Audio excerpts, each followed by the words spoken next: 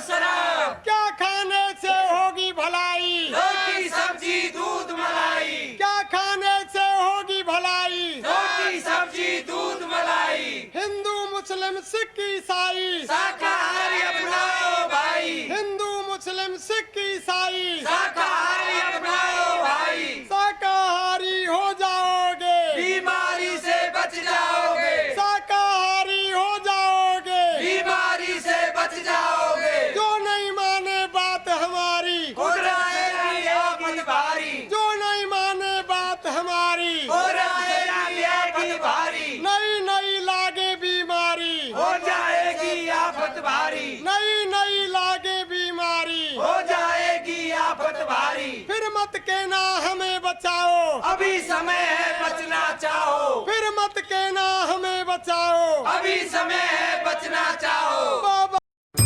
सद्गुरु जैसा परम हितैषी कोई नहीं संसार में। सद्गुरु जैसा परम हितैषी कोई नहीं संसार में। गुरु चरणों में पूर्ण समर्पण कर हो जा भव पार रे। सद्गुरु जैसा परम हितैषी कोई नहीं संसार में।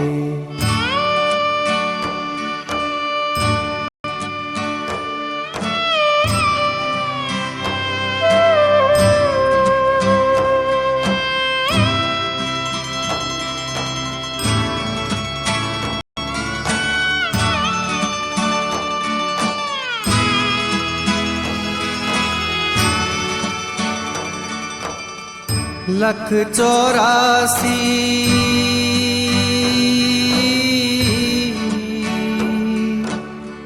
लख 84 भटक भटक कर यह मानव तन पाया है। काम क्रोध मद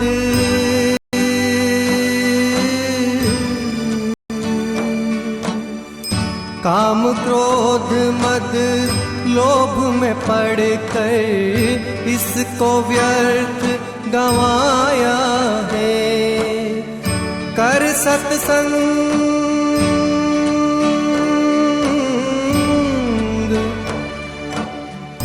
कर सत्संग नाम हरि का जप कर अपना उद्धार रे। सद्गुरु जैसा परम हितैषी कोई नहीं संसार में। गुरु चरणों में पूर्ण समर्पण कर हो जा भव पार रे। सद्गुरु जैसा परम हितैषी कोई नहीं संसार में।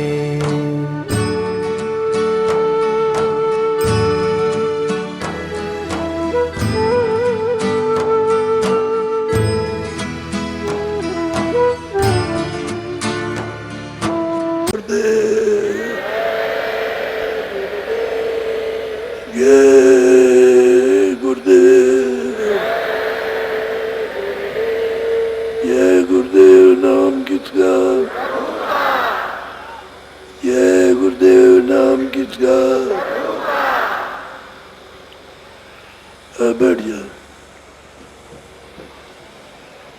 तब के तब बैठ जाओ।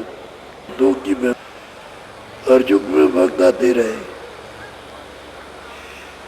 युग में तो सत्य का समझदार सब थे, त्रेता में भी आए और द्वापर में भी आए। यह है कलयुग। यहाँ संतों का पदार्पण बहुत हुआ। उन्होंने जीवों के लिए विरासत खोला और कितने जीवों को लिए चले जा रहे। बहुत संत आए। उन्होंने अब जीवों को अपनी घर में, अपने घर में पहुंचाया। ये तो देश काल का, आपका देश तो है नहीं और ना आप रह सकते हो यहाँ। और मकान भी मिलाया मिट्टी है, जल पृथ्वी अग्नि वायु आकाश, इन 5 जीवों का ये सामान जो मनुष्य शरीर में मिल गया, उसने जीवात्मा को इसमें बैठाया इनके भरण पोषण के लिए। तो ये सामान रखा, ये भी सब किराए पर है और शरीर भी किराए पर है। जब समय पूरा होगा तो निकाल के ले जाएगा, शरीर गिर जाएगा, सामान ये पड़ा रहेगा तो इस मिट्टी में मिला दे। मिट्टी की चीज मिट्टी में मिल जाएगी। यहाँ के अगर हम होते आप तो हम भी तैयार रहते, अपने साथी तक के यहाँ रहते, माता पिता बच्चे बच्चे यहाँ रहते, लेकिन आप यहाँ के हो नहीं, इसलिए परिवर्तन ये होता रहता है। सबसे ज्यादा वहाँ उम्र है, यहाँ 100 बरस है तो वहाँ 300 बरस है, तो पुण्य छीड़े व्रत लोगे, उससे ज्यादा बैकुंठ लोग की है। और जब पुण्य छीड़ हो गया फिर व्रत लोगे, और उससे ज्यादा पैदल कमल में जो जाते हैं वहाँ उनकी, उससे ज्यादा ब्रह्म लोग की है त्रिकुटी में। वहाँ समय पूरा हुआ तो यहाँ पर आए, और उसके बाद में उसके ऊपर ज्यादा और पुण्य छीड़ हो गया तो फिर आ गए। यहाँ आते रहोगी और महाकाल पुरुष में पहुंच गए बबर गुफा में, तो वो सबसे ज्यादा वहां, फिर वहां से भी जब पुण्य छीड़ हुआ तो फिर आ गए यहाँ, और फिर आके फंस गए। फिर चोरो चौराती में, चलो पशु पंछी में, चलो जब के जीवों में। ये कितने युग, कितने कल्प बीत गए ये चक्कर मारते मारते, और अभी तक घर नहीं पहुंच पाए। जब जब देही मिली होगी तब इसी तरह से भरम गए। किसी महात्मा फकीर की खोज नहीं की, क्योंकि वो तो आते रहे हर युग में, लेकिन अपने से पहचान नहीं देते थे, उनको कोई पहचान नहीं पाता था, आते समझ लेते। और कलयुग में आए तो प्रकट हो गए, उनको पहचान दी फिर ले चलते। तो कलयुग जितना ही कठोर युग आया उतना ही सुलभ रास्ता हो गया जाने के लिए। तो आप लोग सीधे रास्ते थे, भरमो मत, उधर काम में लग गए। जो असली काम था उसको तो किया नहीं, वो काम में उलझ गए। भजन और ध्यान असली काम था, ये जीवात्मा सूरत का काम था, और ये जो काम करते होते थे क्या है, ये जड़ शरीर का है, ये चेतन का काम नहीं है, ये जड़ता का काम है। तो जड़ भी जाएगा, सामान भी जाएगा, इसमें से कोई चीज आपके पास नहीं। वो चेकरे निकाल दिए, चेतन दूसरे बंद कर दिया। वहां भी यही है कि जब समय पूरा हुआ तो उसको निकाल दिया, वे तीसरे बंद कर दिया। ये तब जीवों के साथ जब तक घर नहीं पहुंचो होता रहेगा, जब तक बराबर होता रहेगा, कभी बच नहीं सकते हो। और मनुष्य शरीर पा करके अगर रास्ता आपने तय कर लिया और निकल गए, सतलोक में पहुंच गए, तो फिर कभी नहीं आ, फिर यहाँ नहीं आना। सतलोक से एक बूंद निकली है, तो बबर गुफा में बैठी हुई, उसने अपना विस्तार किया, पार ब्रह्म और ब्रह्म सैदर कमल में ईश्वर, जिसको मुसलमान खुदा कहते हैं, उसके नीचे देवता, देवताओं को इन्होंने स्थापित किया। आपको ये पता ही नहीं कि सतलोक से अनुपम कला उतारी, उधर तो काल रहा नहीं और अब कभी जा नहीं सकता, तो हम स्वतंत्र हो गए थे। उसके ऊपर में 17 लाख लोग और अगम लोग, तो आ गया नामी दाम है। नीचे चले आए तो जाना है, तो जब आए तो रास्ता खोल दिया, चलो रास्ता शब्द को पकड़ो, चलो ले चलेंगे। शब्द पकड़ा करके ले गए, पहुंचाया। ये त्योहार होते हैं यादगार के लिए, कि किस समय पर कौन आया और किस तरह की क्रिया रही, किस तरह का साधन रहा, कैसा ध्यान भजन किस तरह का रहा, ये सब समय समय पर याद कराते आए। अब कलयुग में सबसे सुगम और सबसे सीधा, स्त्री पुरुष 12 बरस के ऊपर के बच्चे सब कर सकते आसानी से, इसमें कोई तकलीफ नहीं है।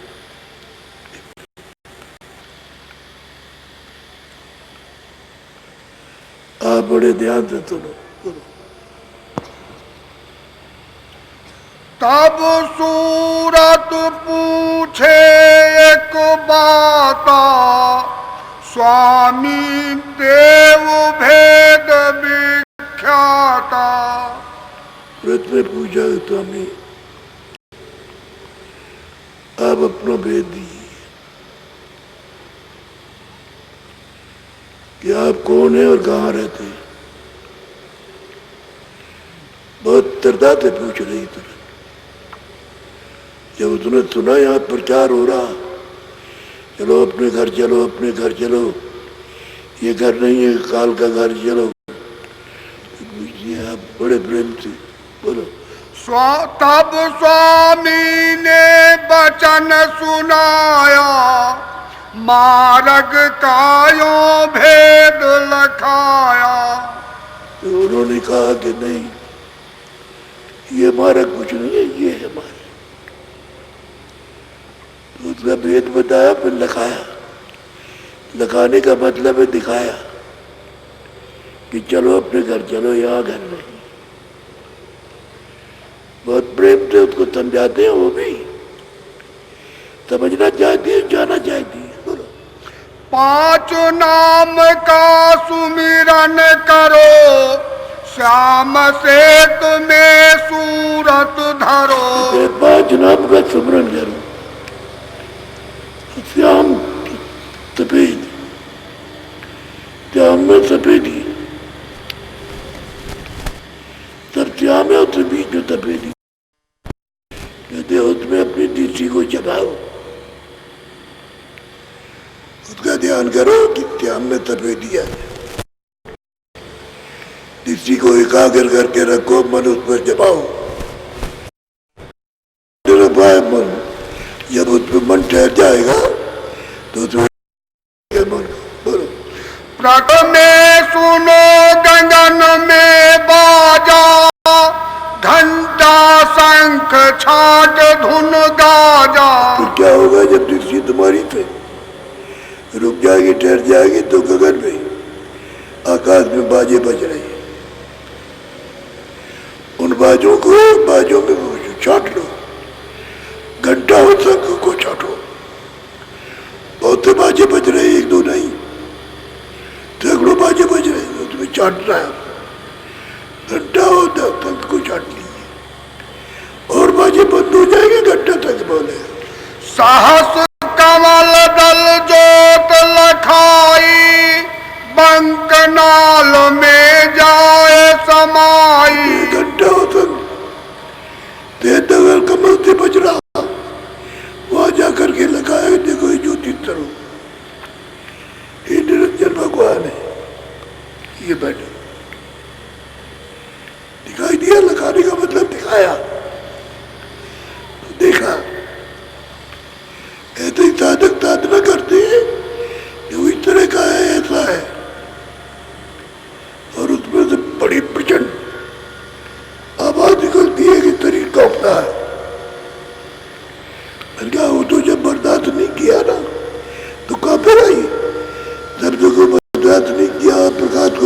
नहीं तो खौफ लगेगा, डर लगेगा। और जब बर्दाश्त हो जाएगा तो करने लगे तो प्यार से रस पीने लगेगा। फिर रस पीना, उसमें भी रस है, रस पीने लगता है, मन लग जाता है। बोलो। बंक पार त्रिकुटी में गई ओंकार और रात धुन लई। बंक कहते टेढ़े रास्ते को, नीचा इधर जाएगा, इधर जाएगा, ऊंचा होगा, नीचे होगा खाई, नदियों के किनारे खाई बहुत होती ऊंची नीची। ऐसा ही बंक टेढ़े रास्ते को, ऊंचा नीचा चले तो आगे, जब सीधा हुआ तो ऊपर। त्रिकुटी मुकाम है जिस पर ब्रह्म विराजमान है, वहां विराजमान बैठे हुए पर। आगे पहुंची सुन मझार रंकार धुन सुनी पुकार। यहाँ तो ढोल मजीरा मृदंग बज रहे बड़े जोड़ के साथ त्रिकुटी में, और आगे जो रंकार है रारणपुर से, वहां उसको आवाज को पुनः पहुंची, आवाज सुनी और पहुंची। और देखिए उनका रूप ये है, उसको देखा लगा पूरा। किंगरी और सारंगी सुनी मान सरोवर चढ़ चढ़ गुनी। देख किंगरी और बड़ी सुरीली सारंगी किंगरी दोनों सुनी। और यहाँ पर प्रकाश पड़ा हुआ है, ऊपर का प्रकाश पड़ा हुआ है, जो बात सरोवर कहते हैं, उसमें स्नान किया। उस प्रकाश में तब वो मजबूत होगी, जब वो बलवान होगी। प्रकाश को बर्दाश्त किया, शब्द को बर्दाश्त किया। बहुत घना घोर शब्द है, उनको बर्दाश्त किया प्रकाश को, और उस प्रकाश में शब्द में नहाई, तो ये सब दाक्षण छूट गया। जितने बंधन शरीर के थे, शरीर की निर्बंध थी, छूट गया। अब मां सरोवर में स्नान करने के बाद निर्मल हो गई, खाली सूरज निकल आई। ये तो सफेद है, बिल्कुल सफेद निकल आई, कोई तो पर्दा नहीं रह गया शरीर का। नहीं तू शरीर है, न लिंग शरीर है, न तू जब शरीर है, न कारण शरीर, कुछ नहीं, खाली सूरज। और उसमें क्या क्या चीजें हैं? एक आंख है, एक कान है, एक नाक है, और कुछ नहीं। एक कान, एक नाक, एक आंख, बाकी और कोई चीज नहीं, बिल्कुल एकदम से। बोलो। आगे महाशून्य मैदाना जहाँ चार धुन तिमिर समाना। आगे महाधुन का मैदान, अरबों मील लंबा, और वहां पर बहुत प्रकाश, बहुत शब्द है। चारों तरफ तो धुनी आती है, बात बात की,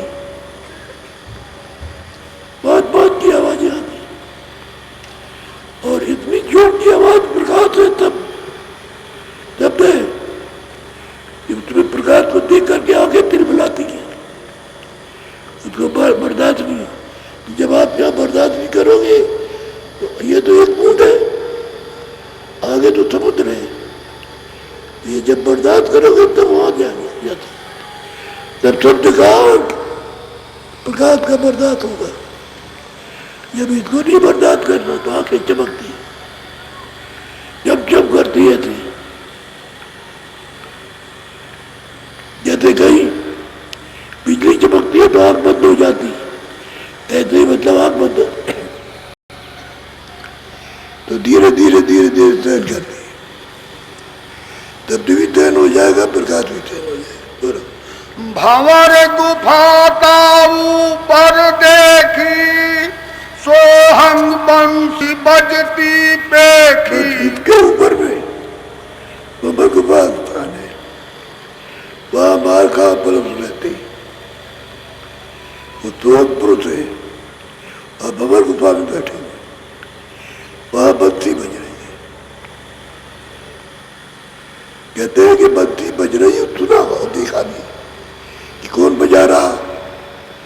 उसका भी दर्शन किया।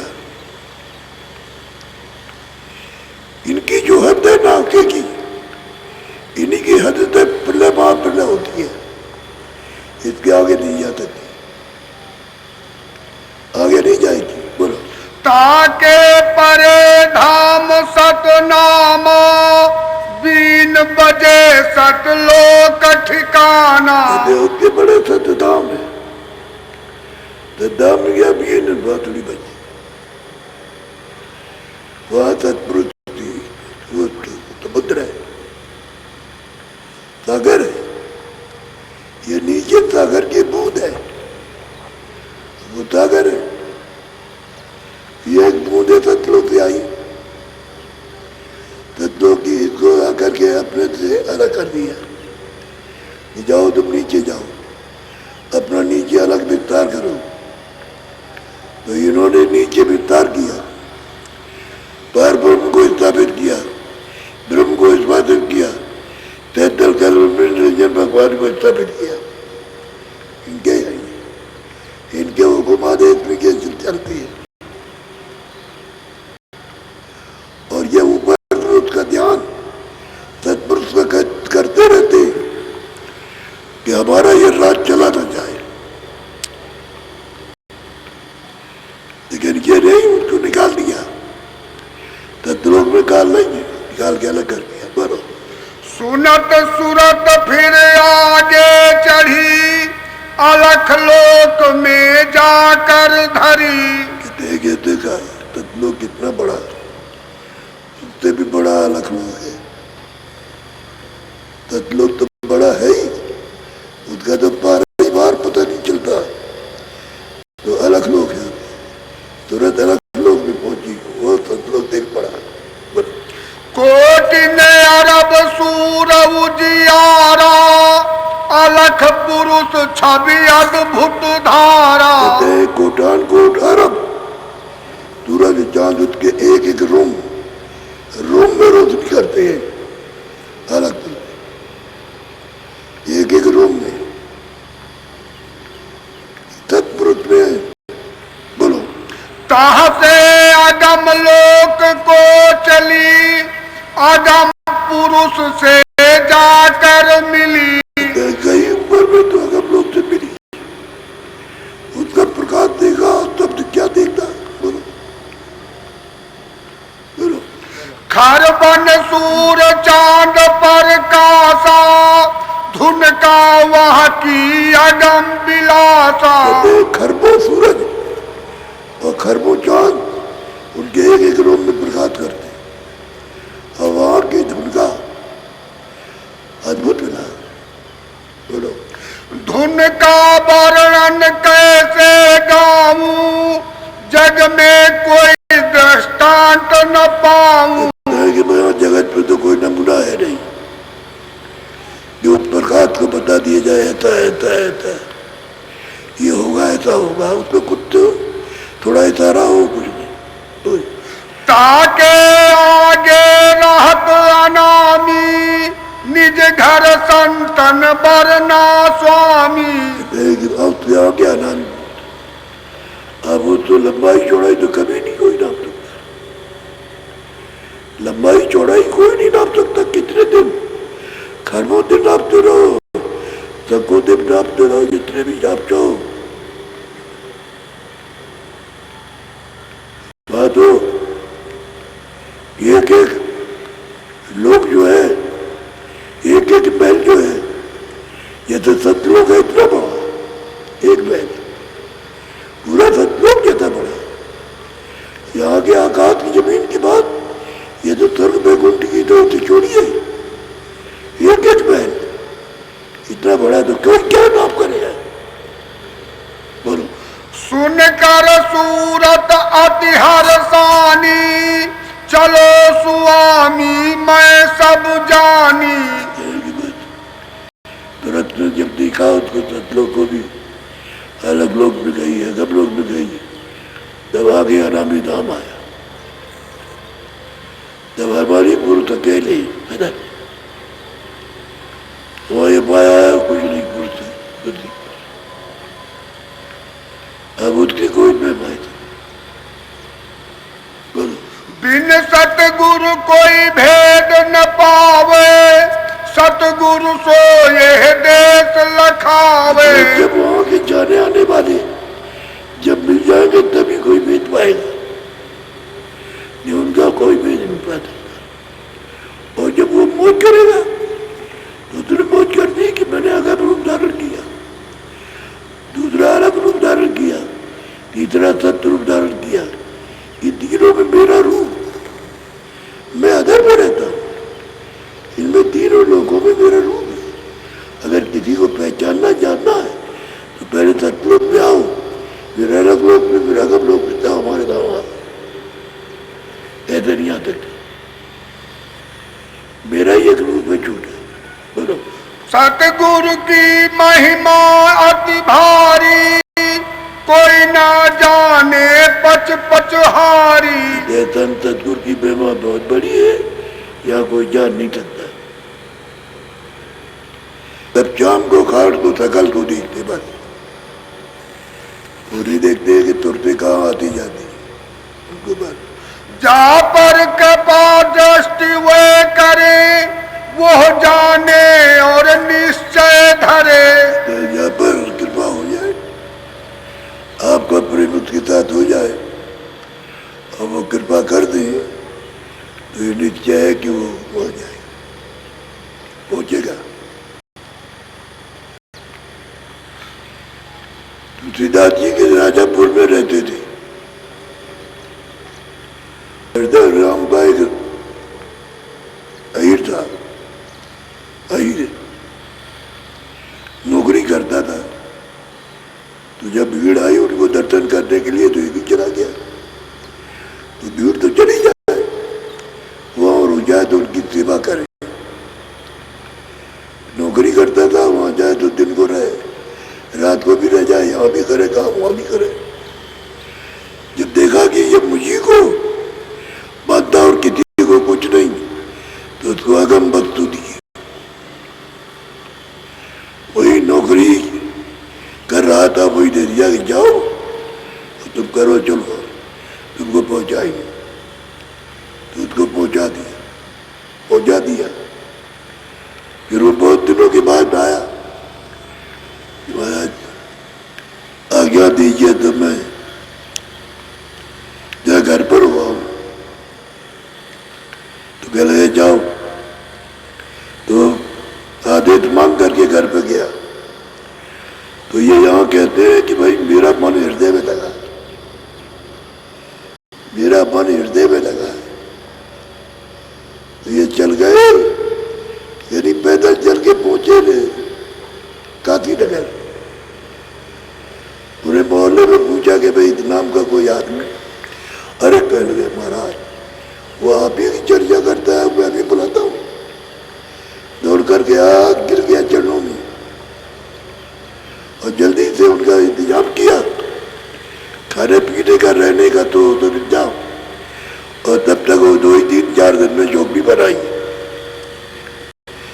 तो झोपड़ी बनाई, कहा हमारा चलिए वहां रहिए और हम सब तरह की सेवा करेंगे।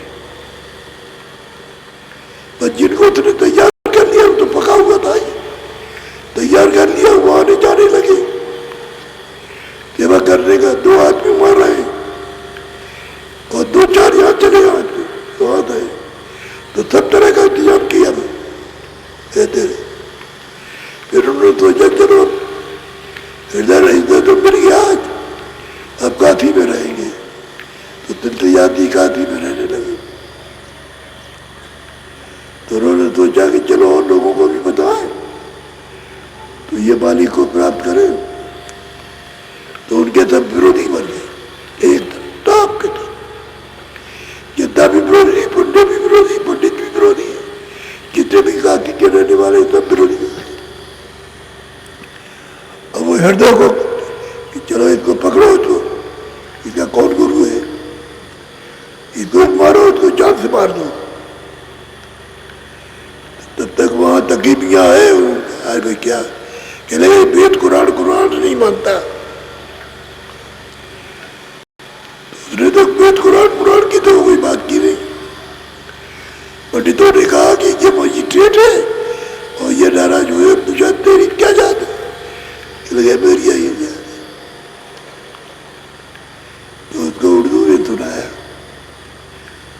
उनकी भी मजिस्ट्रेट से चुप हो गई। फिर वो कुछ नहीं बोले।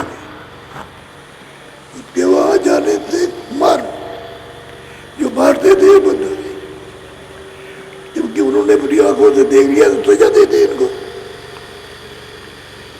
सजा देते तो मतलब ये है कि तो आप ने क्या तो छूट गए तो बहुत विरोधी।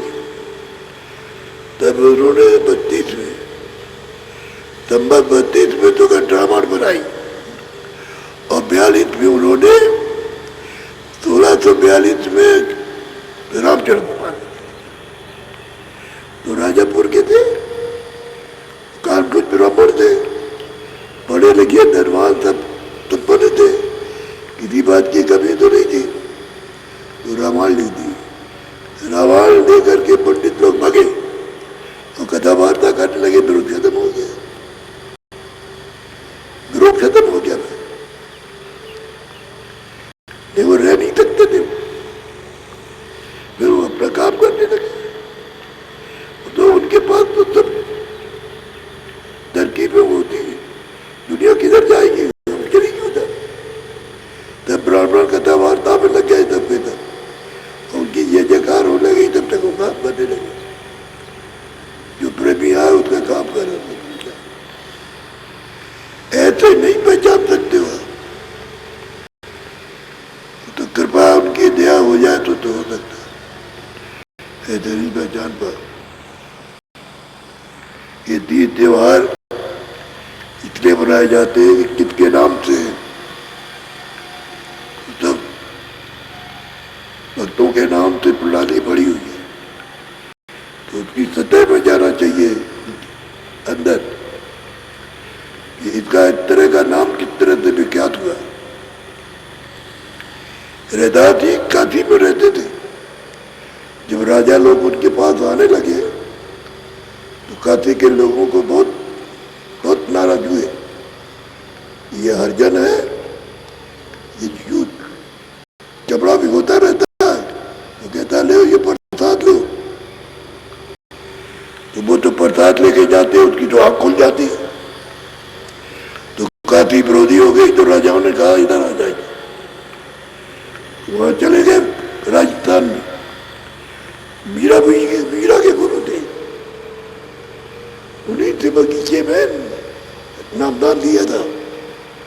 और फिर जब साधन किया तो उसने मालिक को प्राप्त किया, मालिक को प्राप्त किया।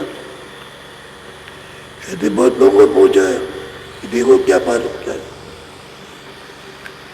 तो आप किसी के कहानी को या किसी के उपदेश को जब तक नहीं पहचान सकोगे, जब तक कोई सात महापुरुष नहीं मिलेगा, जब तक नहीं पहचान सकते। बोलो। कोई कोई जीव करे विश्वासा, कर प्रतीत हुए धारे आशा। कहते कोई वो जीव होता है, महात्मा से कुछ विश्वास करते फिर हट जाते, फिर विश्वास करते फिर हट जाते, फिर विश्वास करते फिर हट जाते। कोई कोई चीज तब नहीं कोई बदले।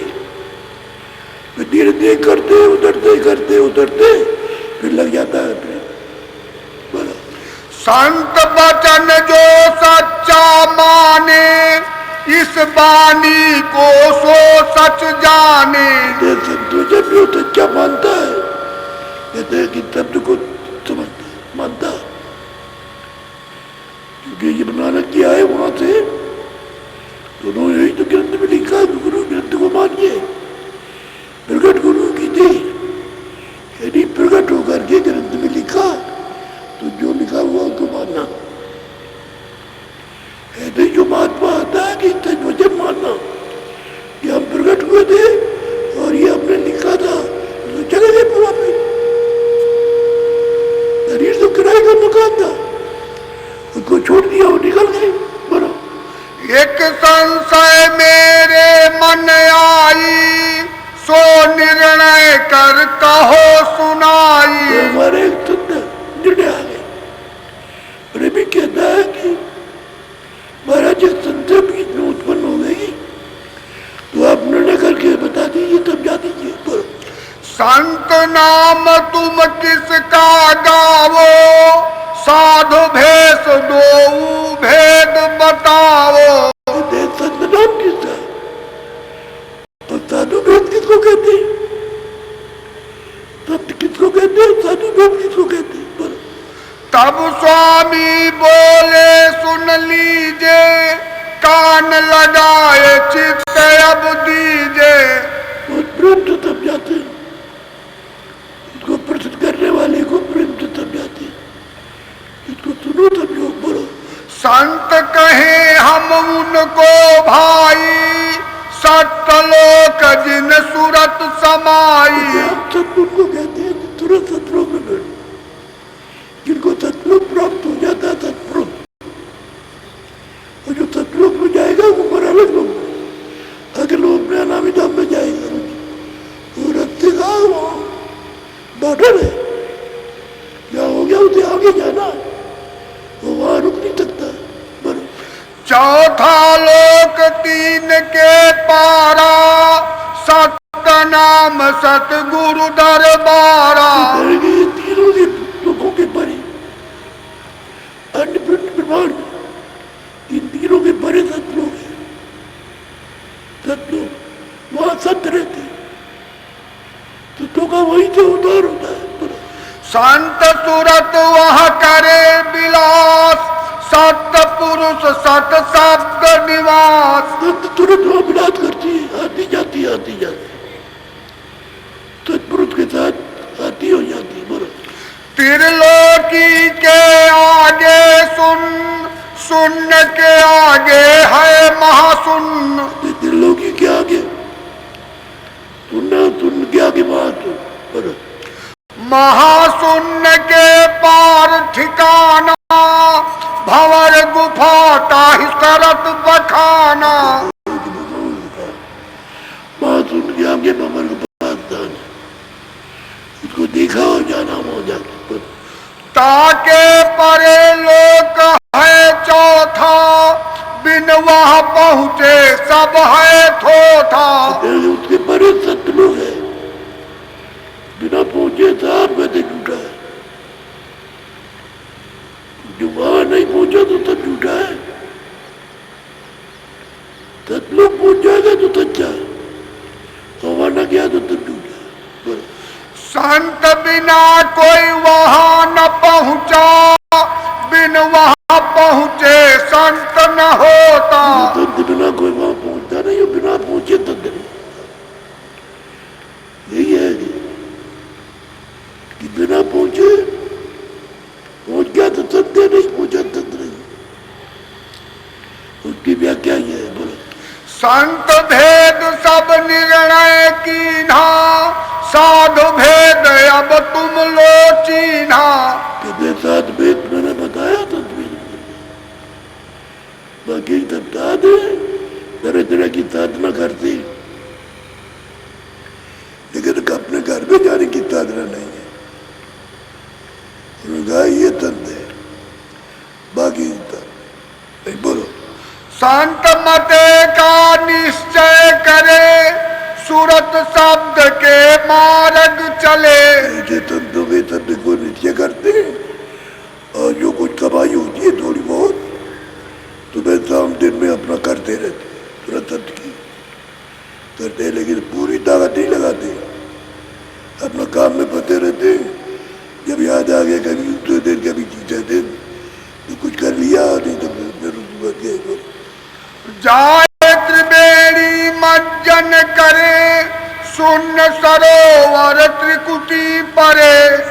त्रिवेणी संगम में ये नदियां बहती है, तुरंत लाए जो चिड़िया खाता वो तो स्नान कर सकता है तीनों नदियों में, और वहां तो मतलब निर्वैल ही चले, वो तो लंबा चौड़ा है,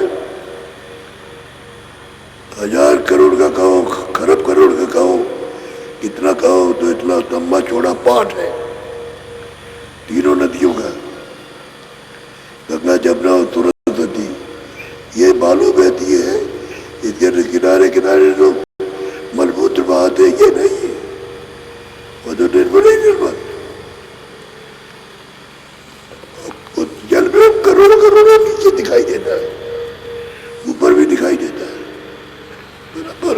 साध नाम हम या को गाई, बिन साधे यह साधन भाई। ये तार इसको कहते हैं, जो दरबारी में संगम में स्नान करता है, ये तार है, और बिना पहुंचे हुए तार।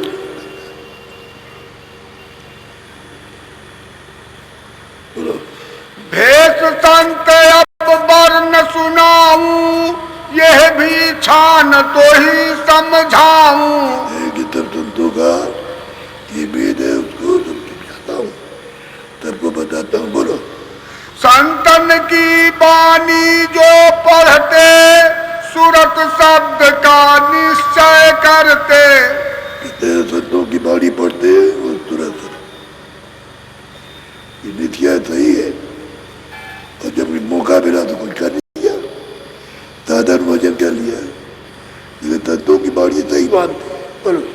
संत शरण जिन दृढ़ कर पकड़ी, कर विश्वास सूरत निज झकड़ी। संतों की शरण पकड़ लिया नित्य करके, और पूरा विश्वास हो गया, उसको नहीं छोड़ सकते,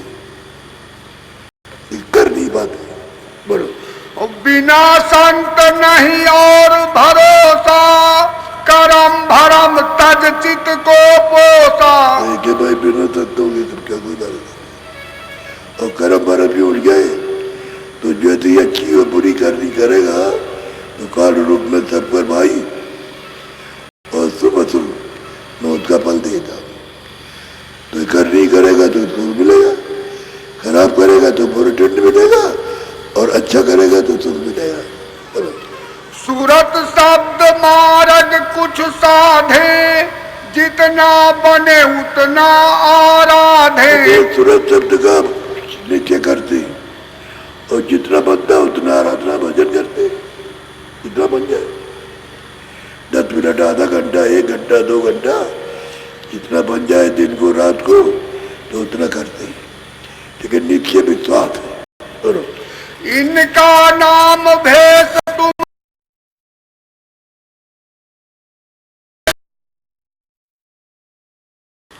कोई बाहर का रखा हुआ नाम तो है नहीं, वो तो तुरंत है, चेतन है, तरीन में आकर के बंद कर दी गई, और तुमको बताया गया कि हमने वो तरीन दिया जिससे कि तुम अपनी जीवात्मा को जगाकर और मालिक के पास पहुंचा सकते। तुम न पहुंचाओ तो तुम्हारी मर्जी, हमने तो मौका दे दिया,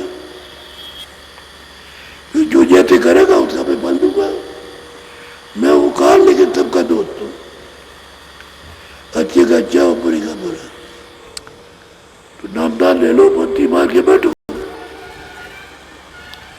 और जो बोलूंगा सब लोग एक साथ बोलना। बोलो जय गुरुदेव।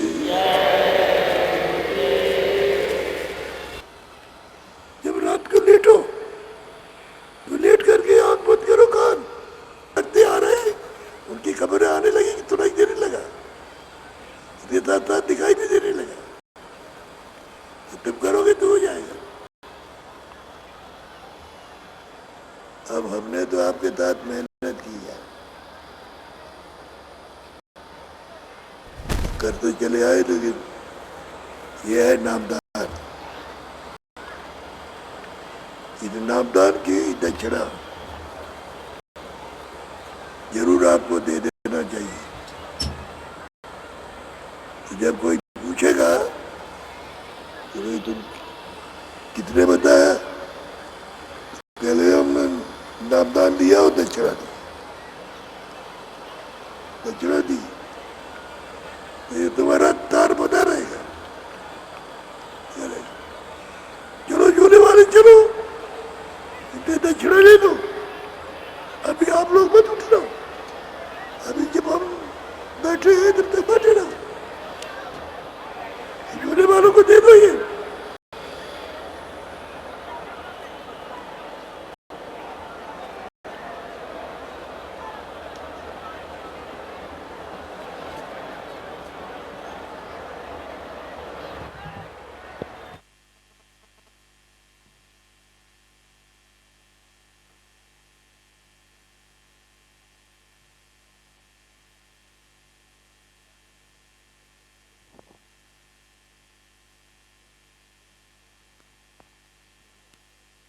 आप लोग बैठे रहिए, बैठे रहो, सब लोग बैठ जाओ। परम पूज्य स्वामी जी महाराज मंच पर विराजमान है, आप लोग खड़े हो गए।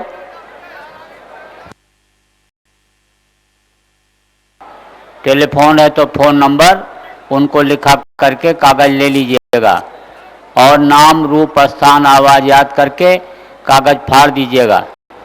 किसी को बताना नहीं है, अगर आप बता देंगे तो उसका कोई फायदा नहीं होगा, आपका नुकसान हो जाएगा। तीन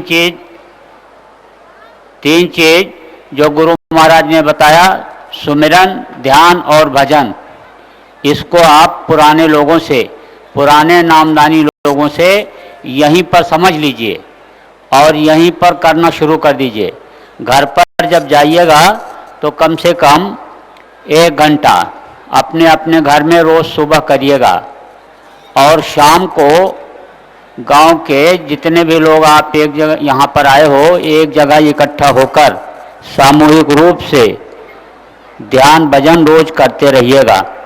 अंतर में अगर कुछ दिखाई या सुनाई पड़े तो उसको किसी को बताना नहीं है, अगर आप बता देंगे तो वो चीज़ फिर जल्दी मिलेगी नहीं। परम पूज्य स्वामी जी महाराज ने अनमोल चीज दिया, जो रुपया पैसा धन दौलत हीरा मोती जवाहरात से राजपाट देने से भी मिलने वाली चीज नहीं है। नामदान दिया, नाम धन की बख्शीश दी, तो आज आप जितने भी लोग नामदान अपने झोले में डाल देना। ये भाई लोग आपके बीच में गए हुए हैं।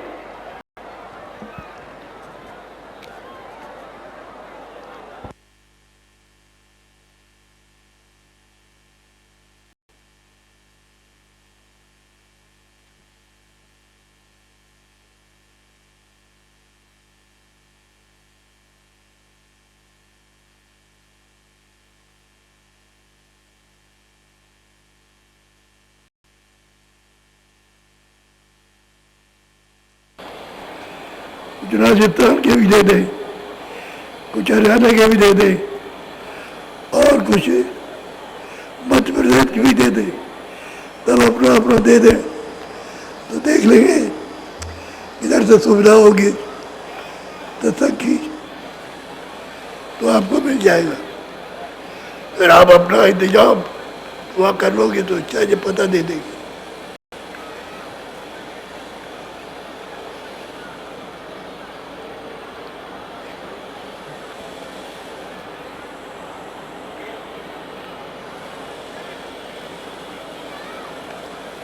जो खड़े हो गए कहीं भाग रहे हो क्या? खड़े हो गए भाग रहे हो? तुमको कहा गया कि मैं जब बैठा हूं तो आपको खड़े होना ही नहीं चाहिए, आप भागना चाहते हो। और जय गुरुदेव,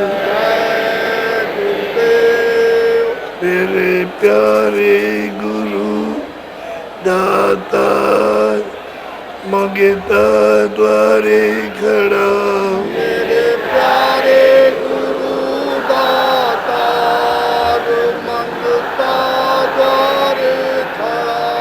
मेरा पुकार मेरे कर देखो जरा, मेरा पुकार हर कर देखो जरा। दीजिए भक्ति दान, काल दुख बहुत दिया,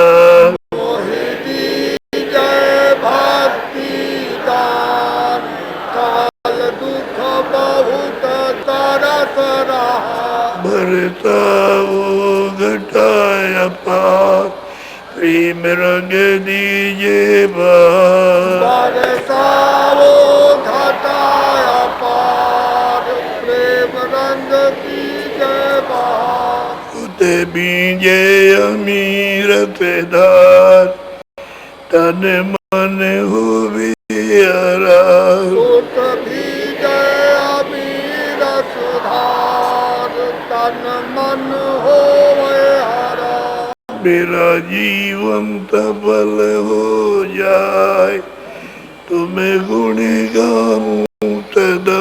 मेरा जीवन सफल हो जाए, तुम्हें गुण गाऊं सदा। मेरा जीवन सफल हो जाए, तुम्हें गुण गाऊं सदा। मेरा जीवन सफल हो जाए, तुम्हें गुण गाऊं सदा। नीचे अदम ना का तुम्हारे द्वारे पड़ा। मैं नीचा धम नाचार, तुम्हारे द्वारे पड़ा। मेरी दिनती सुनो दर प्यार, जाओ गया ये पिता अमार, जल्दी पार करो। स्वामी जी पिता हमारे, जल्दी पार करो। स्वामी ये पिता अमार, जल्दी पार किया। स्वामी जी पिता हमारे, जल्दी पार किया। मेरे प्यारे गुरु दाता, जय गुरुदेव। जय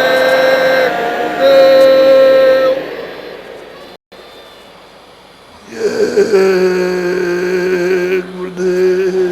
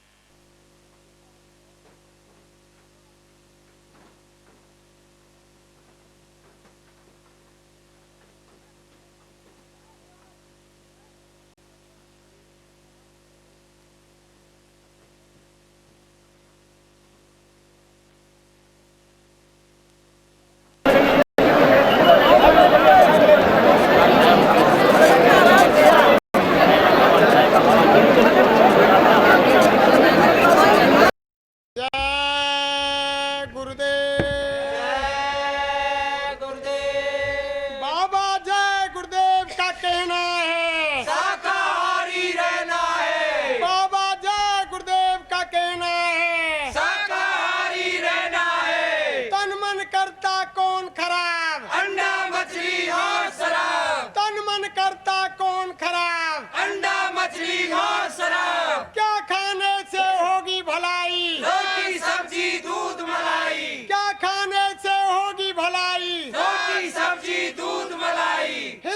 मुस्लिम सिख ईसाई शाकाहारी अपनाओ भाई, हिंदू मुस्लिम सिख ईसाई शाकाहारी अपनाओ भाई, शाकाहारी हो जाओगे, बीमारी से बच जाओगे, शाकाहारी हो जाओगे, बीमारी से बच जाओगे। जो नहीं माने बात हमारी हो रहेगी आफत भारी, जो नहीं माने बात हमारी हो रहेगी आफत भारी, नई नई लागे बीमारी हो जाएगी आफत भारी, नई नई लागे बीमारी हो जाएगी आफत भारी। फिर मत कहना हमें बचाओ, अभी समय है बचना चाहो, फिर मत कहना हमें बचाओ, अभी समय है बचना चाहो। बाबा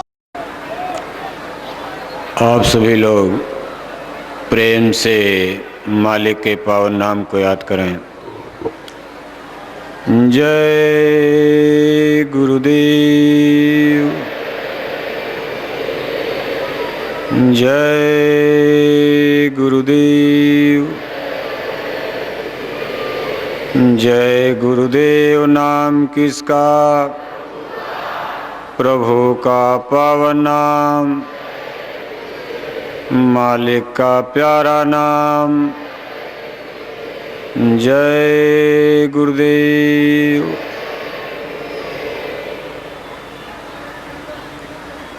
परम पूज्य स्वामी जी महाराज, सभी सम्मानित सत्संग धर्म प्रेमी भाई बहनों, प्यारे बच्चों, यह अनमोल नरदेही जो मानव जन्म हमको आपको मिला है,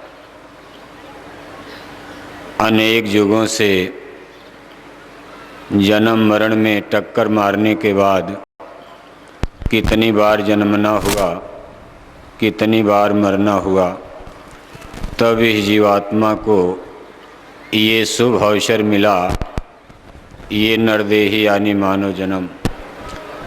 इसका परम उद्देश्य लक्ष्य था नाम के रंग में रंगना। अगर नाम का पक्का रंग इसके ऊपर चढ़ जाए तो इसके जन्म मरण के बंधन छूट जाएं। लेकिन इस काल नगरी में मन और माया ने इसको बहलाकर फुसलाकर धोखा देकर इसके ऊपर वासनाओं का झूठा रंग चढ़ा दिया। काम, क्रोध, लोभ, मोह, अहंकार, ये नाना प्रकार और इसके वशीभूत होकर इसने इस भूल भरम अज्ञान के देश में मन और माया का संग पकड़कर ऐसे नीच कर्म करके मैली और गंदी हो गई। यानी सच्चा नाम रंग उसकी होली न खेलकर इसने कूड़े कचड़े, धूल और मिट्टी की होली खेली और अपना भारी घाटा उठाया।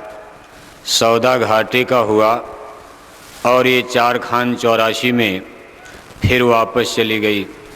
नरदेही मानव जन्म वृथा हो गया। मन इंद्री संग खेली फाग, उत से सोई इत को जाग। मन इंद्रियों के साथ फाग यानी होली, इस वासनाओं का रंग चढ़ा और ये अपने देश को, अपने सच्चे स्वामी को, अपने सच्चे घर और वतन को भूल बैठी। इसको अब इतना भी होश नहीं रहा हमारा देश सतलोक है, सच्चे स्वामी और ये सूरत इस कूड़े कचड़े में आकर फंसी। धूल उड़ाई छानी खाक, पाप पुण्य में भई न पाक। इसने धूल की यानी लोभ और लालच, जगत के झूठे पदार्थ और सामानों के लोभ लालच में इसने अपने ऊपर ऐसा झूठा रंग और वो पाप और पुण्य कर्म का चढ़ा, जिसके वशीभूत इसको दंड भोगने के लिए नरकों और 84 में वापस जाना पड़ा। हंस हंस माया जाल बिछाया, निक्सन की कोई राह न पाया। फल पाया भुगती 84, काल देश जहाँ बहुत तिराशी। काल प्रभु ने अपने इस नगर में इसको धोखा देकर ऐसे अनैतिक पाप कर्मों में फंसाया और अंत में दंड देने के लिए 84 और नरकों में डाल दिया। अब इसके लिए फागुन खत्म हो गया। यही मानव जन्म ही इसको फागुन कहते हैं। ये ऐसा अवसर है, ये ऐसा वसंत ऋतु है। अगर नाम का रंग कोई मुर्शिद कामिल संत सदगुरु मिल जाए तो उनके साथ अगर होली खेले और वो अपनी नाम की पिचकारी, नाम का रंग इसके ऊपर डाल दें तो इसके सारे पर्दे मन के मैल उतर जाएं। पाप पुण्य का कूड़ा कचड़ा ये सब साफ हो जाता और ये शब्द डोली में नाम जहाज में बैठकर अपने वतन को वापस चली जाती। लेकिन आज जीव की ऐसी कठिन दुर्दशा, कितनी बार भी मानव जन्म मिला लेकिन नाम इसके हाथ नहीं लगा। नाम का रंग डालने वाला कोई इसको नहीं मिला। ये नकली में और जीवन बिरथा गया। कहा तब स्वामी चित दया समाई, सतलोक से पुण्य चली आई। ज्यों त्यों 84 से काढ़ा, नर देही में फिर ले डारा। कहा जब स्वामी ने ये देखा कि हमारी रूहें, हमारी जीवात्माएं अब ये सतलोक कभी वापस नहीं आ सकती, इनको काल और माया ने धोखा दे करके इस तरह से गिरफ्त में, पिंजड़े में बांध रखा, इनको होश और हवास नहीं। तब कुल मालिक महाप्रभु ने इस मृत्यु लोक में आने की मौज फरमाई। और जब इस हाड़ मास की शरीर में स्वामी इस धरती पर उतरे, उन्हीं को संत परम संत कहा जाता। वैसे हमारी आपकी अवधारणा, जब तक गुरु महाराज नहीं मिले या मिल भी गए तो सत्संग सुनने की कमी रह गई, तो हम लोग ये समझते हैं कि कोई दाढ़ी बाल वाला, तिलक टीका वाला, गेरुआ नीला पीला कपड़ा देखकर हम सब लोग उनको एक तरफ से संत ही मान लेते हैं। लेकिन ऐसा नहीं है। स्वामी कुल मालिक ने, जो रूहों के सरताज हैं, जो रूहों के रहबर रहनुमा हैं, जीवों की गति तकलीफ को देखकर जब उन्होंने मृत्यु नगर में ये हाड़ मास का शरीर धारण किया, उन्हीं को संत परम संत कहते हैं। और उन्होंने दया करके जो जीवात्माएं मनुष्य शरीर में थी उनको तो समझाया ही, लेकिन जो 84 में चले गए, नीचे गिर गए थे, उन पर भी दया दृष्टि डाली और उनको लौटा करके नरदेही में, यानी इस मनुष्य शरीर में वापस भी लाने का काम किया। क्योंकि पशु पक्षियों की जोनियों में, कीड़े मकोड़े में, वहाँ सत्संग के वचन कोई क्या सुन सकता। वहाँ न कोई पूजा, न साधना उपासना, साधन धाम मोक्ष के द्वारा। ये केवल मानव जन्म, बड़े भाग्य मानुष तन पावा। कोई भी साधना उपासना भजन भक्ति के लिए केवल मानव जन्म। इसलिए जो जीवात्माएं मानव जन्म में और धोखा खा करके 84 में चली गई थी, उन पर भी दया की दृष्टि डाले और उनको वापस मानव जन्म में ले आए। ये देखो आगरे वाले महाराज जी थे, जिनको लोग राधा स्वामी जी महाराज कहते हैं। नाम तो उनका था शिवदयाल सिंह जी महाराज, लेकिन राधा स्वामी नाम परमेश्वर का, उस परमात्मा का, प्रभु का। राधा माने आत्मा, स्वामी माने परमात्मा, इसलिए लोग उनको राधा स्वामी जी महाराज के ही नाम से पुकारने लगे। अब ये सब नाम वर्णात्मक है, चाहे राधा स्वामी को हो, गॉड को हो, ईश्वर को हो, खुदा को हो, जो भी आप हिंदी अंग्रेजी में यहाँ हम आप अक्षर में ज्ञान में बोलते हैं, पढ़ते हैं, कागज पर लिख लेते हैं, इस सबको वर्णात्मक कहा जाता है। महिमा ध्वन्यात्मक नाम की है, जिसको साउंड है, कलाम इलाही, सदाए आसमानी, आसमानी आवाज कलमायते कहते हैं, जिसको वेद वाणी ब्रह्मवाणी, अनहद वाणी अनहद नाद कहते हैं। पकड़ना उसको है और उसी डोर को पकड़कर रूह जीवात्मा ब्रह्मांड में, स्वर्ग वैकुंठ में, ईश्वर ब्रह्म के देश में वापस जाती। बाकी वर्णात्मक केवल अगर है, इसको जीवन भर जपते रहो, थोड़ा बहुत लाभ फायदा इन चक्रों को बेधने में तो मिलेगा, लेकिन पूरा फल नहीं मिल सकता जब तक अंदर में शब्द डोर यानी ये न मिल जाए, तब तक कोई रूह आजाद नहीं हो सकती, न तो कोई अमर देश जा सकता।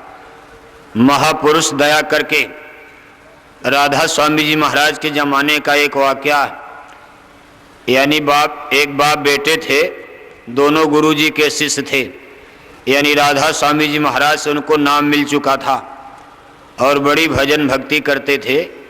एक बार आगरे शहर के अगल बगल प्लेग की बीमारी फैली, तो नौजवान बेटा बीमार हो गया। बड़ा इलाज किया, लेकिन दवा काम नहीं किया।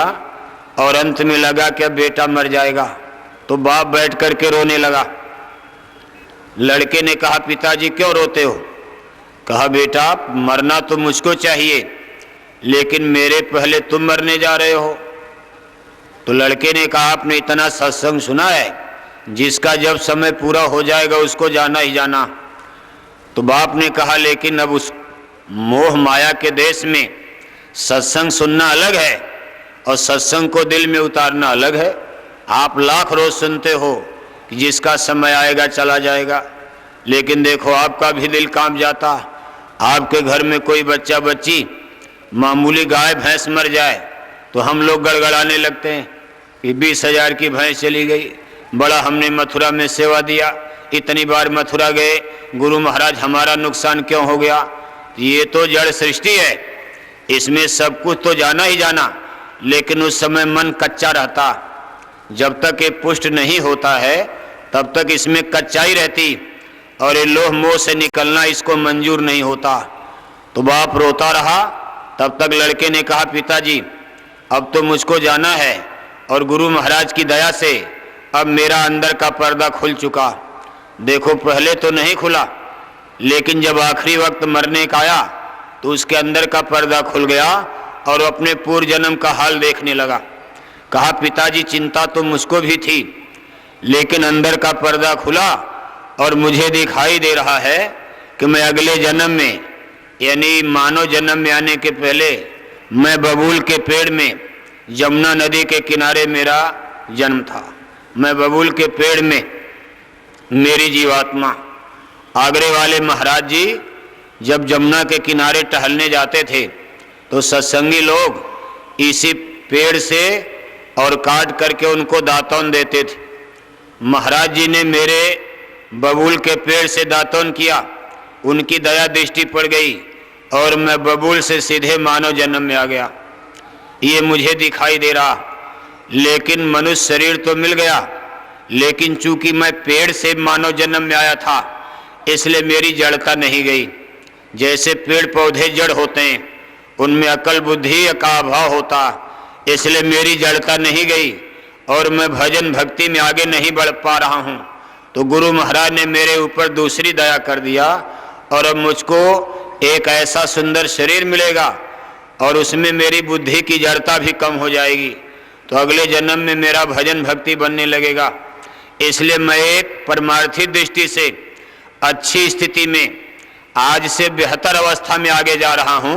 भौतिक दृष्टि से तो ये लग रहा है कि मैं आपका साथ छोड़ रहा हूँ, और सही है।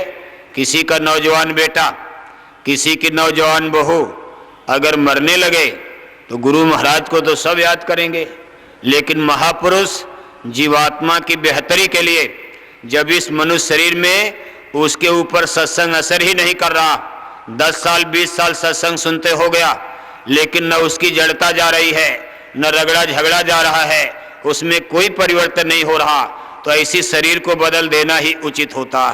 अब हम लोग तो रोने लगेंगे, किसी के ऊपर हो जाए, जबानी कहना तो आसान है, लेकिन अब महापुरुष वो तो जीवात्मा को देख रहे हैं कि जल्दी जल्दी इसका उद्धार हो जाए, और हम लोग लोभ और मोह में मेरा बेटा जा रहा, मेरी बेटी जा रही, मेरा ये जा रहा, लेकिन रूहें उनकी हैं।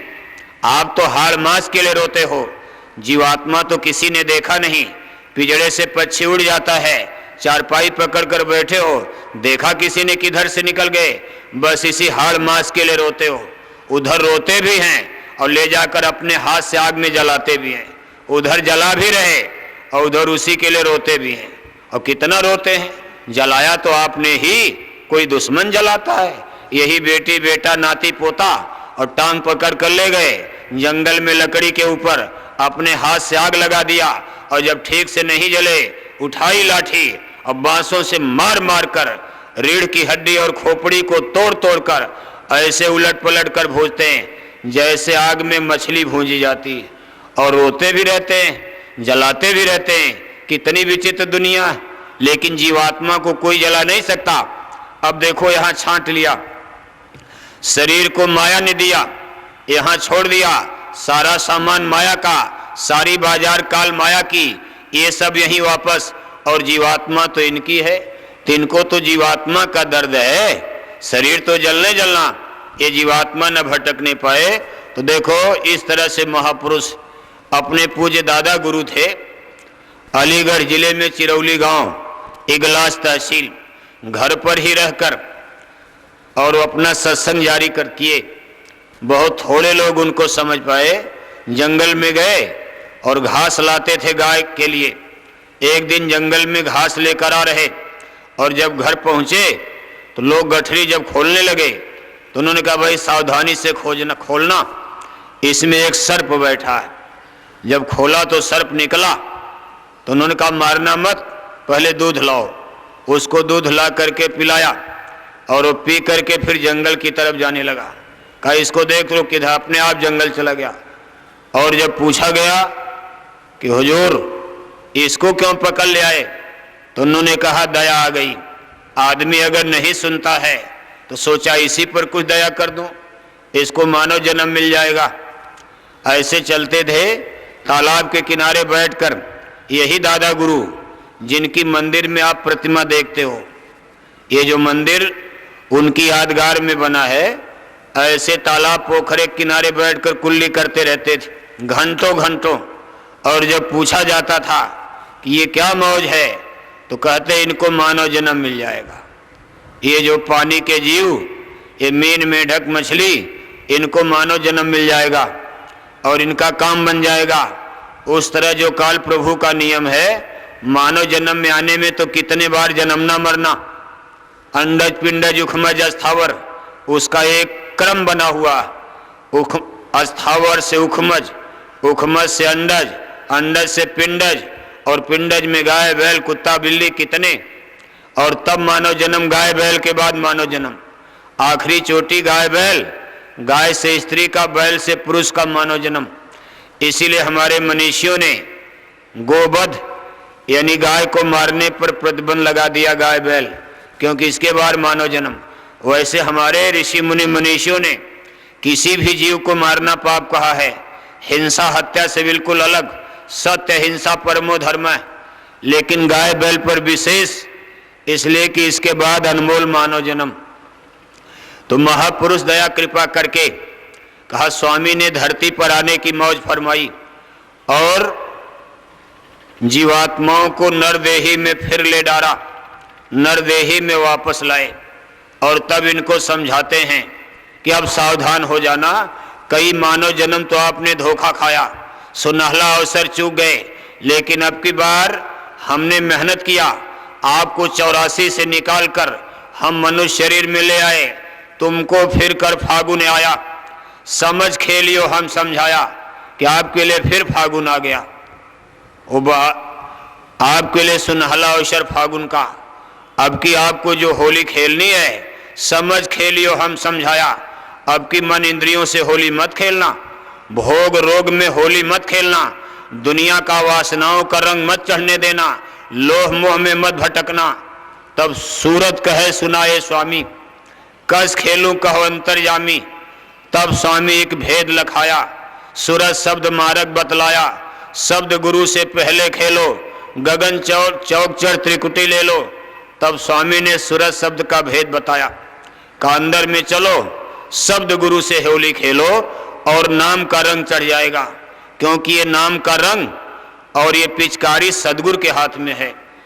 ये नाम इस जगत में कहीं नहीं है, यही सच्चा रंग है। और एक बार जिसके ऊपर चढ़ गया, ये संसार झूठा और फीका नजर आता। चित्तौड़ की महारानी मीरा पर जब ये नाम का रंग चढ़ा तो उन्होंने चित्तौड़ का शाही दरबार छोड़ दिया, अपने महलों को त्याग दिया, राजपाट छोड़ दिया। पायो जी मैंने नाम रतन धन पायो, वस्तु अमोलक दी मेरे सदगुरु, कर कृपा अपनायो। तब ये लोह मोह का बंधन टूट जाता। लेकिन ये नाम नाम रचा सब होई, नाम ने रचा खंड ब्रह्मंडा, नाम ही रचा पिंड अंडा, नाम छिपा सदगुरु के माही, सदगुरु बिना सदगुरु मिले नाम मिल जाई, नाम भेद संत बतलावें। ये अमर लोक की चीज है सतलोक, इस नाम की खेती मृत्यु लोक में नहीं है। यहाँ जो कुछ आप देखते हो, भारत से लेकर अमेरिका तक कहीं नाम मिलता नहीं। वर्णात्मक तो मिल जाएगा, लेकिन असली उद्धारक नाम ये सदगुरु और यह स्थान मुकाम सतलोक, ये स्वर्ग वैकुंठ में भी नहीं मिलता। नाम रहे चौथे पद माही और ये खोजें त्रिलोकी माही। त्रिलोक का मतलब एक पिंड लोक, दूसरा अंडलोक स्वर्ग वैकुंठ और तीसरा ब्रह्मांड लोक। इन 3 लोक में कहीं नाम नहीं। कौन नाम? जिस नाम को पकड़कर जीवात्मा अपने देश जा सकती, अमरलोक सतलोक पहुंचेगी, वो नाम 3 लोक में नहीं। अगर है भी तो ये काल नाम, और ये जन्म मरण से छुटकारा नहीं, क्योंकि काल प्रभु की नीयत ही खराब हो गई है, वो आपको जाने देना नहीं चाहते। इसलिए 3 लोक में मुक्ति नहीं है। और आदमी अज्ञान में स्वर्ग वैकुंठ, लोग सोचते हैं स्वर्ग वैकुंठ में ही पहुंच गए मुक्ति मिल जाएगी, लेकिन स्वर्ग वैकुंठ में भी मुक्ति नहीं, ईश्वर ब्रह्म के देश में भी मुक्ति नहीं, और महाकाल देश में भी मुक्ति नहीं। जब तक जीवात्मा शतलोक अमरपुरी अमर देश न पहुंच जाए, ये बंधनों से निकल नहीं सकती। और ये सच देश का ये नाम, ये सदगुरु लेकर कभी कभी धरती पर अवतार लेते हैं, रहते हैं तो हर समय, लेकिन प्रकट रूप में कभी कभी ये नाम की दौलत लुटाते हैं। प्रेमी भाई बहनों, निश्चय ही आप परम भाग्यशाली हो। गोस्वामी जी महाराज रामायण में कलयुग का बयान करते हुए लिखते हैं कि कलयुग बड़ा अधम युग, बड़ा ज्ञान अंधकार छा जाएगा। हरित भूमित निशंकुल, समुझ पर नहीं पंथ है, तेह विवाद पाखंड ते, भय लुप्त सदग्रंथ है। मारग सोई जा कह जो भावा, पंडित सोई जो गाल बजावा, जाके नक्सिक जटा विशाला, ते प्रसिद्ध तापस कलिकाला। नार मुई घर संपत्ति नासी, मूड मुड़ाए भय सन्यासी। गुरसिख खंड बहिर कै लेखा, एक न सुने एक नहीं देखा। हरे शिष्य धन शोक न हरई, सो गुरु घोर नरक में पड़ई। कभी घनघोर कलयुग लगेगा और उसमें ज्ञान विज्ञान सच्ची चीजें सत्य ज्ञान लुप्त हो जाएगा। चारों तरफ आडंबर पाखंड छा जाएगा। जैसे सावन भादों में वर्षा होती है तो रास्ते पगडंडी सड़क पर भी घास फूस जम गए, रास्ता ही नहीं दिखाई देता, तब आप दाएं बाएं से जाने लगते हो। कयास अनुमान लगाकर, अनुमान और कयास में अंदाजा में धोखा हो गया। कहीं घास फूस में सांप काट लिया, बिच्छू काट लिया, कहीं गड्ढे में पैर चला गया। ऐसे ही गोस्वामी जी महाराज कहते हैं, ऐसा घनघोर कलयुग लगेगा, चारों तरफ अंधेरा छा जाएगा। संतों महापुरुषों का सद्ज्ञान सद्विचार, उनका ये सच्चा मार्ग लुप्त हो जाएगा। उसके ऊपर आडंबर पाखंड है, कयास और अनुमान, अंदाजे अंदाजे में लोग चलने लगेंगे। अपने मन की पूजा, मार्ग सोई जा कह जो भावा, जो मन में आया वही पूजा, जो मन में आया वही पूजा। अपने मन से कुछ होता है और सारी रूहें भटक जाएंगी। लेकिन इसी घनघोर कलयुग में आप परम भाग्यशाली हो कि ऐसा रास्ता आपको मिल गया, नहीं तो हम लोग भी तो भटक रहे थे। अगर आज परम पूज्य स्वामी जी महाराज हम लोगों की बाह को न पकड़े होते तो हम लोग भी इसी तरह से कंकड़ पत्थर में खाने पीने सोने में रात भर रामायण पढ़ते और सुबह होकर 1 किलो अंडा खाते हैं। इसी में देखो तमाम सत्संगी लोग बैठे हैं, 2-2 कुंतल मछली खा के 2 चेला बन गए। आना तो नहीं चाहते थे, समझा कर बुझा कर कितने लोग अपना भाड़ा किराया लगा लगा कर, अरे भाई चलो नंदगांव वृंदावन देख लेना, मथुरा बरसाना देख लेना, अच्छा चलो एक बार देख लो। ऐसे किस तरह समझा बुझा कर, और कम से कम 1-1 टैंकर तो दारू पी गए। 2-4 लीटर नहीं, वो जो डीजल पेट्रोल का टैंकर होता, 1-1 टैंकर दारू पीकर और गुरु महाराज को उल्टा पलटा बोलते हुए, और जब मथुरा आए अब देखो उन पर दया हो गई। पुण्य पुंज बिन मिले न क्षमता, किसी जन्म का पुण्य उदय हो गया। इसमें ऐसे ऐसे लोग बैठे, मामूली चीज आप समझ रहे हो। और अगर ऐसे लोग सुधर सकते हैं तो सारे संसार में कोई ना उम्मीद की बात नहीं है। जब हम आप सुधर गए तो सब सुधर सकते हैं, उसी तरह वो भी उनकी जीवात्माएं। इसलिए उनका ये रास्ता महापुरुष जगत में इस काल जाल से निकालने के लिए इस जगत में आते हैं। उनका इरादा बिल्कुल पक्का है, इस धरती को स्वर्ग बनाना उनका इरादा नहीं होता। घर घर में सोना चांदी बरसा दिया जाए और आप यहीं रहोगे, फिर जीवात्मा भटक जाएगी, लाभ क्या मिलेगा? कल ये सोना चांदी आपका साथ छोड़ देगा। मूल उद्देश्य है झोपड़ी ही रहे, आप सूखी रोटी खाओ, गरीबी में ही रहो, लेकिन अमर देश चलो, चल रे हंसा अमर लोक के, छोड़ो ये संसारा हो, यही संसार काल भय राजा, भरम का जाल भी पसारा हो। ये तो काल नगर है, यहाँ कितनों सुख आपको सोना चांदी बरसा दिया जाए, लेकिन आपको सुख मिलने वाला नहीं है, क्योंकि बुढ़ापा आ रहा है, आंखें चली जाएंगी, कान चले जाएंगे, गठिया बात पकड़ेगा, चारपाई पर गिरोगे और वहीं से एक गिलास पानी के लिए भीख मांगनी पड़ती। आखिर ये दुख नहीं है? आप हम सोते हैं कार मोटर बंगला जमीन जायदाद बगीचा हमको सुख देगा, और देखो बुढ़ापे में अब रोज रोज 1000 का इंजेक्शन लग रहा, तब जाके नींद आती, कहीं यहाँ दर्द कहीं यहाँ दर्द। और तब तक क्या आगे बड़े अधिकारी अफसर 8 राइफल बंदूक लेकर पूरा इलाका उनसे कांपता है, और बुढ़ापे में अरे लला एक गिलास पानी पिला दो। और देखो नौकरी खत्म, रिटायर होकर घर आए, माया ने कितना धोखा दिया, सूट बूट टाई कोट पहनाया, राइफल बंदूक दिया, 70 बरस जाते जाते आंख चली गई, कान चला गया, माया ने बंदूक राइफल वापस ले लिया, सूट बूट टाई कोट उतरवा लिया, अब चारपाई पर ले जाकर के गिरा दिया। अब पूरा उनको सलामी कोई दागेगा? वो जो नौकरी से निकलकर घरों में चले गए, उनके शहर में ही उनको कोई पूछ रहा? दूसरे की बात तो छोड़ो, उनके छोटे छोटे घर में बच्चे अब उनकी नहीं सुनते हैं। अरे लला एक गिलास पानी पिला दो, लला घर में गए भूल गए, और तब तक बहू आ गई, अरे बड़ी प्यास लगी है, हमको 2 रोटी खिला दो, देखो 10 बज गया, मैं दवा तो समय से खा लूं। रोटी देने को कौन कहे, बहू ने तान मार दिया। हम 4 बजे से उठकर जाड़े में नाच रही हैं, नहीं देख रहे हो? बच्चों को स्कूल जाना है, उनका पूरी परेठा बन रहा, उनकी स्कूल की बस आने वाली है, तब तक आप ही के पेट में भूख लग गई बुढ़ापे में, तब आपको कितना दर्द होगा।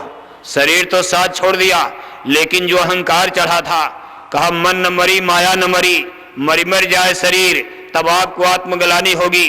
पूरा शहर मुझको सलामी दागता था, राइफल बंदूक लेकर जब मैं निकलता था, आगे पीछे लोग मेरी सेवा में, लेकिन आज ये छोटे छोटे बहू, ये बेटे मेरे मुझे गिलास पानी देने को तैयार नहीं। तो आप धोखा क्यों खाए? आपको जब ये सत्संग मिल रहा था, ऐसे महाप्रभु आपको समझा रहे थे, मान सम्मान आपका यहाँ सब ख्वारी हो जाएगी, काजल की कोठरी में कितनों सयान हो जाए। ये काजल की कोठरी है, ये काल नगर में नहीं साबित काहू की लाज रही, अंदर में चलो, अंदर में सब कुछ मिलेगा। सत्संग करो सत्य पर तोलो, उलट चढ़ो आसमानी, इधर बाहर में धोखा है। इसलिए प्रेमी भाई बहनों, जो 10-5 बरस जिंदगी का बचा है, आप भक्ति कर लो। भक्ति महात्म सुन मेरे भाई, सब संतन ने किया बखान। भक्ति जो है ध्यान भजन से बढ़कर होता। ध्यान भजन करने का हुक्म है और करना है। 1 घंटे सुबह 1 घंटे शाम अपने अपने बाल बच्चों को लेकर रोज शाम को बैठ जाओ और एक प्रार्थना बोल लिया, इसके बाद ध्यान भजन पर बैठ गए। बच्चे 1 घंटा नहीं बैठ पाएंगे तो उनसे कह दो भाई 2-4 मिनट के बाद आप उठ जाना और आप अपने कमरे में जाकर पढ़ाई लिखाई करो, लेकिन आप तो बैठा करो। अब कब बैठोगे?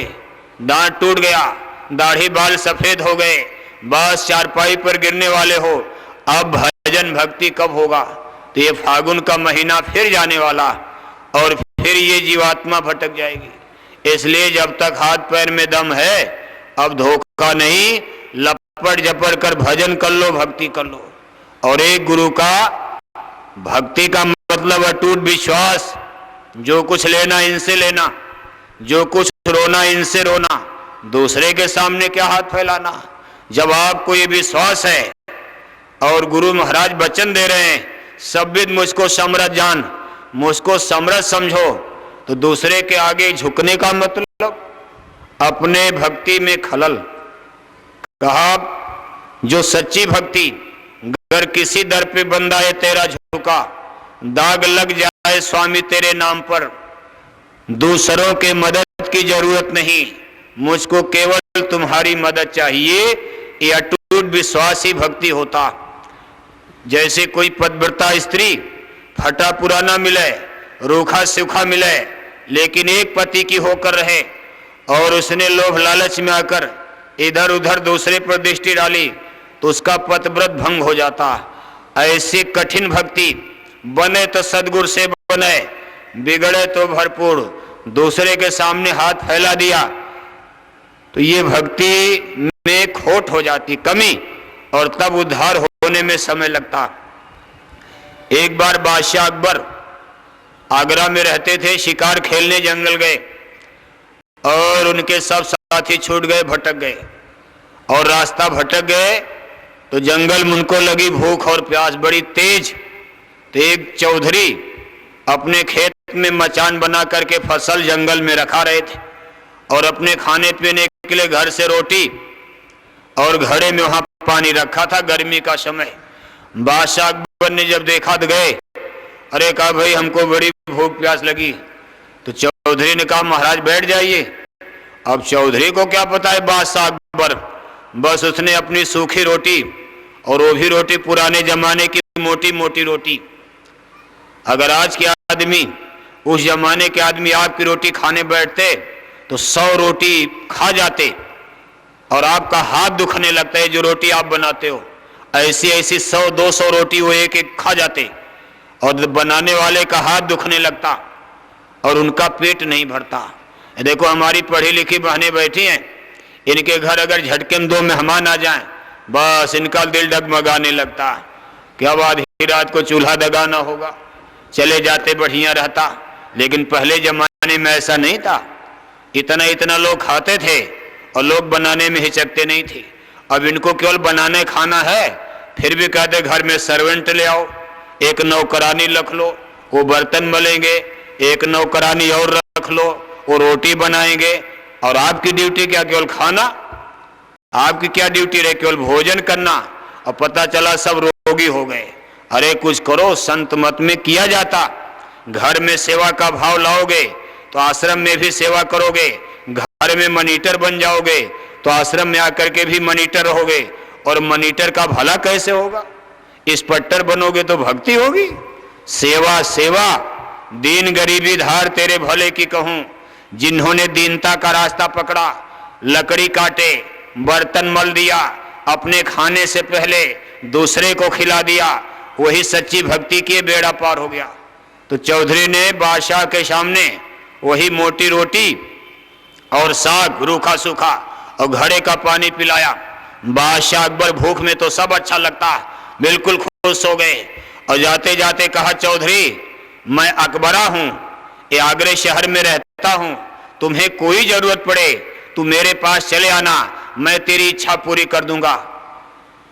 चौधरी के घर में कुछ दिन के बाद पड़ी शादी, तो सोचा भाई उसने कहा है आगरे में चले आना और घोड़े पर आया था तो जरूर कोई बड़ा आदमी होगा, तो चलो पूछते चलते हैं आगरा में। अब जिससे पूछें अकबरा अकबरा, अरे भाई अकबरा कौन?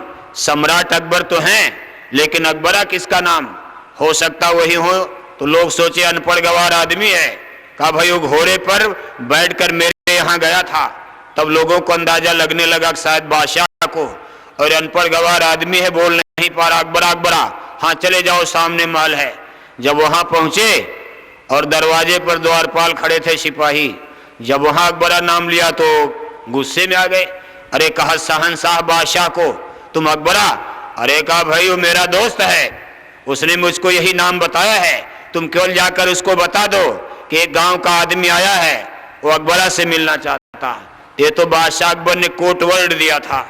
अरे भाई बादशाह को कोई सम्राट कह रहा, कोई शहंशाह कहेगा, कोई बादशाह अकबर, तो बादशाह अकबर ने जानबूझकर उसको कोर्ट वर्ड दिया था कि जब ये अकबरा बोलेगा तो मैं समझ जाऊंगा कि जंगल वाला मेरा चौधरी दोस्त आ गया है। तो बस जब उसने कहा एक आदमी आया है गांव का, बिल्कुल अल्हड़ आदमी है, अनपढ़, और कहता मुझे अकबरा से मिलना, तो बस अकबर समझ गए बस वही गांव वाला चौधरी होगा। अरे उसको जल्दी अंदर ले आओ। अंदर लाए, उसको जल पान करवाया इसके बाद कहा चौधरी आपकी बात मैं अभी सुनूंगा, ये देखो मेरे नमाज का समय हो गया है, जरा मुझे खुदा की इबादत कर लेने दीजिए। अब कमरे में ही ऐसे पर्दा कपड़े का लगा था, अपने सिंहासन से उठकर और बगल में कपड़े के अंदर जाकर बादशाह अकबर नमाज पढ़ने लगे। अब जब उठते थे बैठते थे तो चौधरी ने देखा, सोचा कि ये क्या कर रहे हैं, बस ऐसे पर्दा डाल करके देखने लगे। अब बादशाह अकबर तो आंख बंद करके उठ रहे, बैठ रहे, नमाज पढ़ रहे।